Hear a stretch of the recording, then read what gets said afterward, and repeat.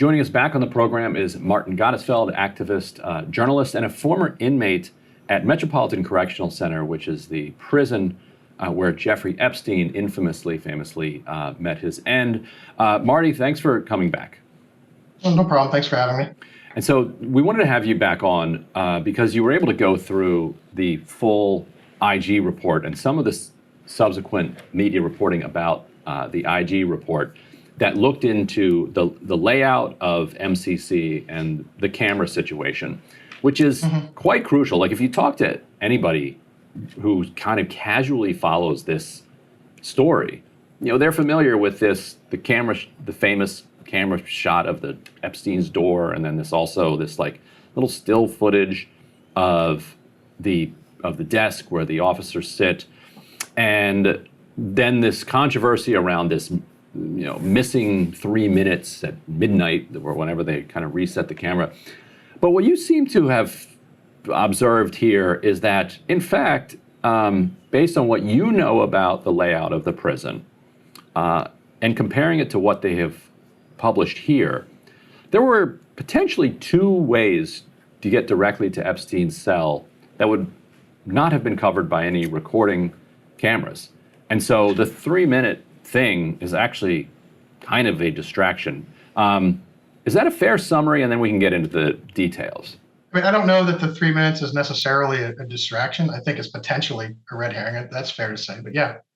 All right, so let's start actually with one of the ones you found here. It's labeled 9th floor south. And so we'll put this up on the screen. What do you see here in this layout?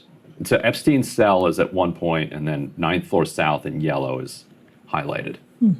Okay, so this one, actually, the IG was just wrong, and CBS ran with this one as if it were correct, published it as if it were correct, and they took it out of the IG's report and just put it out there. That's not actually the 9th floor layout in the lower right portion of right, so how do we know that? Right. Because I've been there. That's the 10th floor layout. So that's the 10th floor SAMS unit, and you can see the little curved desk there. That's where the monitors for the cameras are. And I used to get walked through here because there's a medical evaluation room in that unit, and I was on a hunger strike in the 9 South SHU. And rather than bring me down to like the fourth floor or 5th floor or wherever the normal medical exam rooms were, they were lazy, and they just brought me up the SHU to the 10th floor medical exam room. And so I used to walk by this desk, and I saw the cameras working on this desk. And then you see the 4 little rooms there stacked in a vertical row just to the left of the yellow area. Those are the attorney visiting rooms for the 10 South unit. And the 9th floor layout does not look like that. And that area in yellow, that's not even elevators in real life. Right. What is that? Do you remember?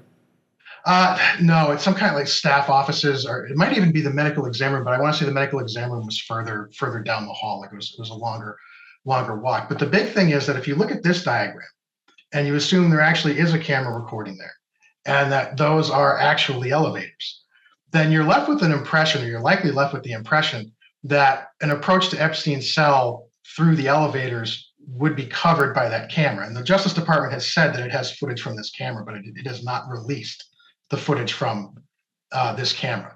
But because this is the 10th floor layout, and the 9th floor layout is materially different, that's an incorrect impression. Right.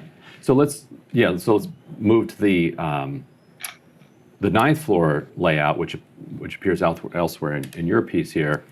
We can put the image up that has the kind of yellow area that is suggesting like where the camera footage would be, Sure. with Epstein's cell kind of off to the side of it. What's important to you about that layout? So the IG provided the original for this diagram, but what they did not do was block out the main elevators versus the visitors elevators. And it's not inherently obvious that underneath, if you look above the main elevators, there's that little red camera, non-recording camera. That's covering a door symbol. So that's actually like the main entrance to the SHU, or one of the first of the 2 main entrances to the SHU. And then you go in past the SHU laundry office, and then there's another door actually before you get to the main area of the SHU, and that's where they have written America's Strongest SHU. That's where you see it. But you could follow this path, right, and then up the stairs to Epstein's tier.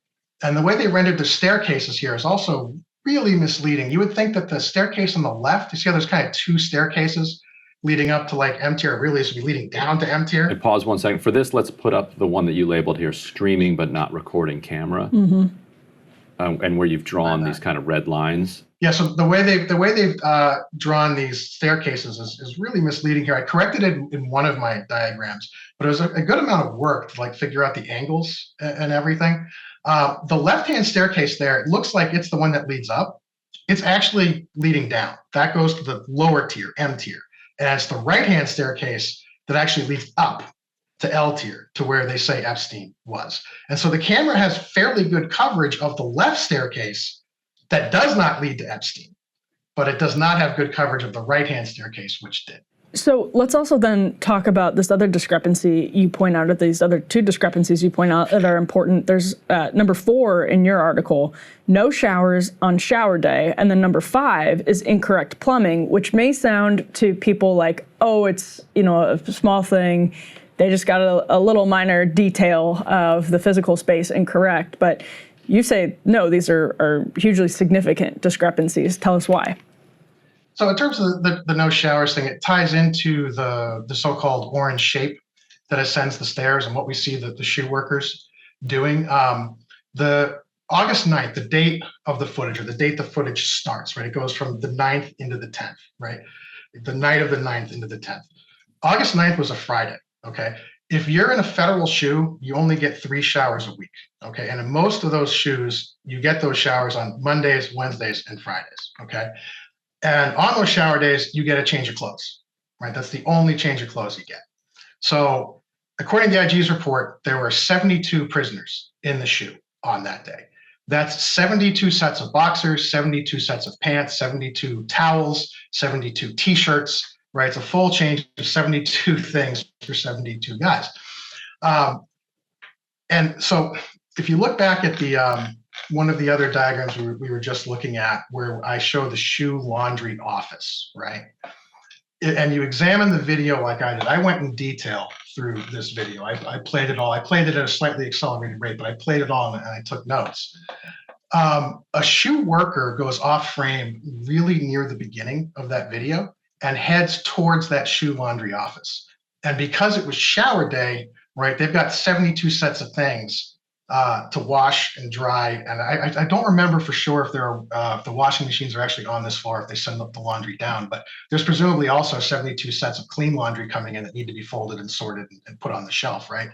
And so this guy, he leaves the frame early in the night, and it is entirely plausible to me that he would still be doing his job, that he would be out of his cell working, that they would just ghost him during the count. So they would count him as if he was in his cell, even though he's in this laundry area. And that to me seems the most likely explanation for the orange blur. So it would be an inmate doing the laundry. Inmate doing the laundry, goes back to his cell at 10:42. The officer goes up the stairs, which we kind of see, locks him into his cell at night, and then comes back down the stairs, which we also see. It makes more sense than the IG's explanation that an officer was carrying clothing. I agree with the video expert CBS had. It wouldn't look like that. That's most likely a person walking up there. But there's a very mundane reason for it. And this is something CBS would have known had they bothered to actually interview anyone who's been in federal prison, been in a shoe in federal prison, or better yet, interviewed someone who's actually been in this particular shoe in federal prison, who knows where the laundry area is. Or something the inspector general, if they were truly interested in an accurate report. Oh, it's not even in my top 5 of problems with the inspector general's report.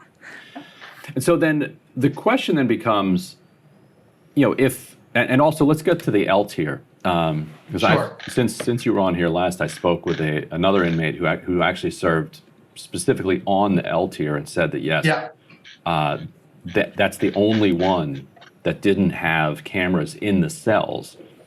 Yeah, I didn't know that. I mean, I was all over that shoe, but not on L tier, so it was news to me. But it jives with the pictures we have of Epstein's cell, because I went looking through those pictures. I know where the camera would be, and it's not there. Right. So that means that they chose to put their most high-profile inmate in a cell without a camera, and also in a cell that could be approached in apparently multiple directions by somebody who would not be recorded, which itself is an interesting question. And then you also get in your piece to the notion of the cameras not recording.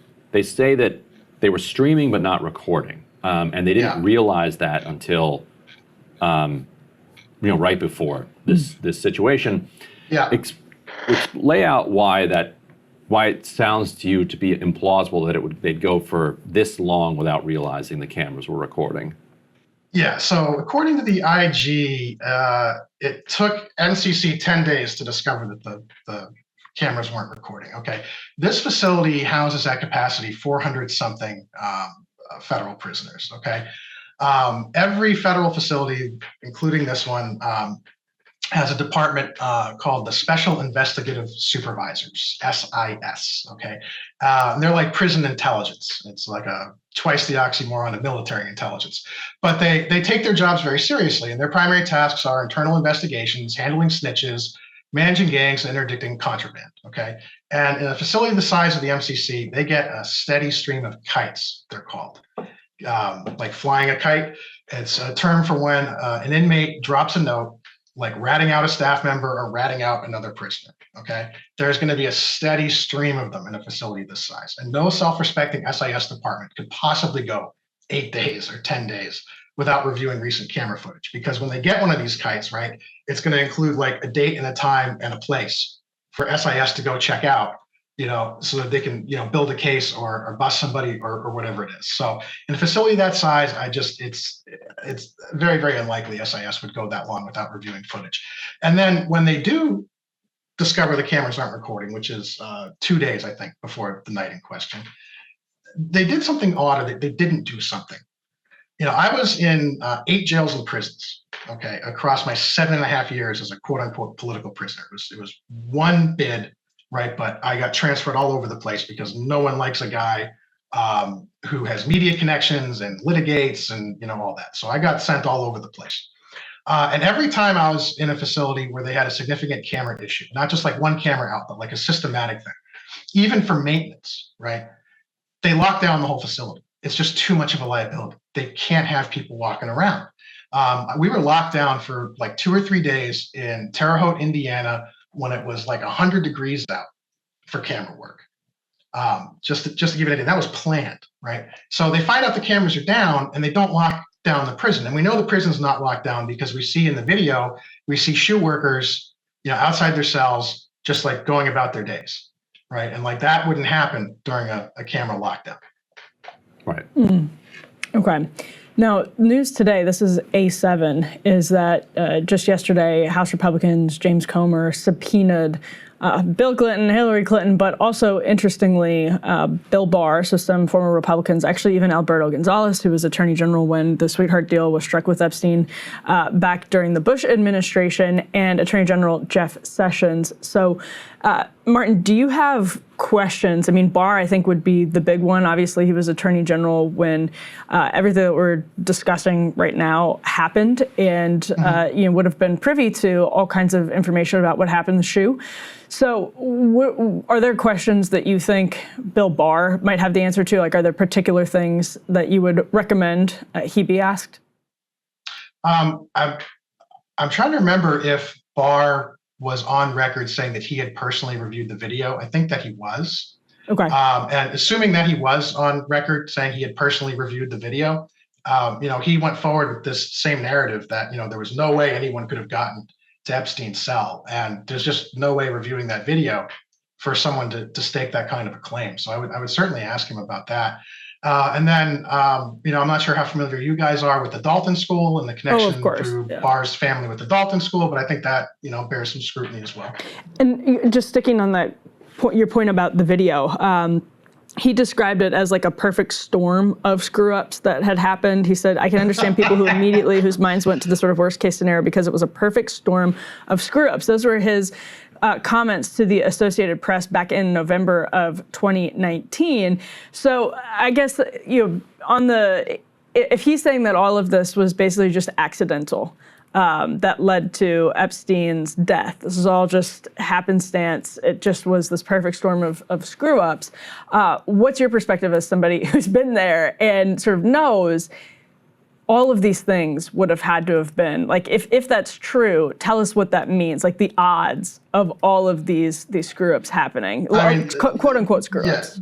I think the odds are fairly low. The problem is, Bill Barr's personal knowledge. He can claim that he doesn't have like intimate understanding of the running of these facilities, right? That when he was Attorney General, that he had a director of the Bureau of Prisons, to whom he entrusted, these matters, and that these things generally didn't rise to his level. So I don't know like what in particular you could ask him, except again, if he's on the record saying that he watched the video and putting forth that narrative that this video is conclusive, then I think he's got a real problem. Yeah. All right. Well, Marty, thanks so much. We'll continue to follow your reporting on this. Appreciate you joining us here. No problem, Ryan. Thanks again for having me. And your Substack, martyg.substack.com? Substack.com, yep. Yeah, and if you want to study these diagrams closer, go over to martyg.substack.com. And we'll put your piece in the show notes. Yeah. Oh, thank you. Hey, if you like that video, hit the like button or leave a comment below. It really helps get the show to more people. And if you'd like to get the full show ad-free and in your inbox every morning, you can sign up at breakingpoints.com. That's right. Get the full show, help support the future of independent media at breakingpoints.com.